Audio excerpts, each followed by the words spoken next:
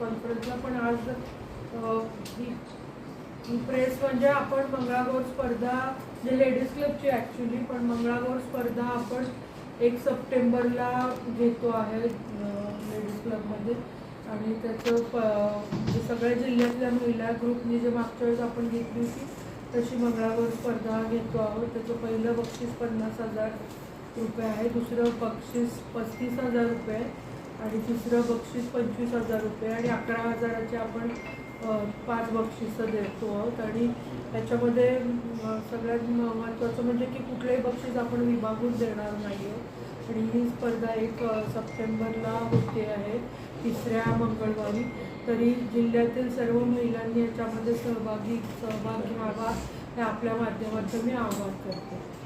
हा एक विषय झाला. आणि उद्याला नागपंचमीच्या निमित्त दरवर्षी आपण तेरला माहेर महोत्सव घेत असतो.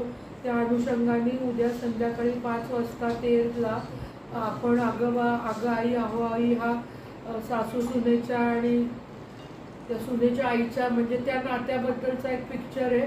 तो सगळ्या महिलांना आपण मोफत तेरला दाखवतोय. तरी सगळ्या महिलांनी यावं आणि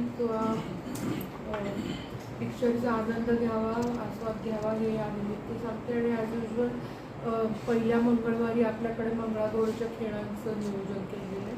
ते 3 विषय सांगायचे होते आपल्याला. आणि 4थ्या मंगळवारी आपण सोमवारी आपण सगळ्या दरवर्षी घेतो तसं सगळ्या गटाच्या म्हणजे तुळजापूर, उस्मानाबाद, धाराशिव, कळंब या सगळ्या महिलांच्या आपण ज्योतिर्लिंगाला ट्रिप काढतो.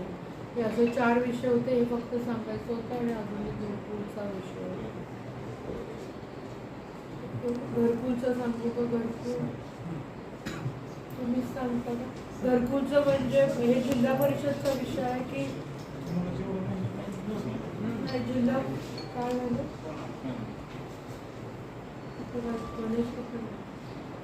घरकुलचं आम्हाला केंद्र शासनाचं पत्र आलेलं आहे. म्हणजे आपल्याला 15 ऑगस्टच्या GB-मध्ये की 15 ऑगस्टची GB 30 ऑगस्टपर्यंत आपण कधीही घेऊ शकतो. त्याच्यामध्ये आपल्याला घरकुलची जी यादी 2024-25ला आपली फायनल झाली होती ती ग्रामपंचायतीत वाचन करून ती फायनल करायची आहे. आणि सर्वे झाला आहे पण त्या यादीमध्ये नाव आलेलं नाही आहे, पण सर्वे झाला आहे अशांची यादी पण द्यायची आहे केंद्र शासनाला. आणि तिसरा मुद्दा म्हणजे सर्वे पण झाला नाही आणि घरकुलं पण मिळालेली म्हणजे यादीमध्ये नाव नाही अशा पण लोकांना समाविष्ट करण्याचं शासनाचे निर्देश आहे. म्हणजे ऑलमोस्ट सगळीजणं कव्हर होतात. त्यामुळे त्या याद्या आपल्या माध्यमातून मला सगळ्या ग्रामीण भागातील, हा ग्रामीण भागासाठीचा आहे, ग्रामीण म्हणजे जिल्हा परिषदच्या अंडरचा सगळ्या ग्रामीण भागातील नागरिकांना आवाहन करते की आता परत एकदा प्रधानमंत्री आवास योजनेचे साईट ओपन होऊन आपल्याला याद्या सबमिट करण्याची म्हणजे संधी प्राप्त झाली आहे. तरी सगळ्या नागरिकांनी त्यांचं यादीत नाव नसलं, सर्वे झालाय पण नाव वगळण्यात आलंय ते ॲड करू शकतो. सर्वे पण नाही झाला आणि यादीत पण नाव नाही त्यांना ॲड करू शकतो.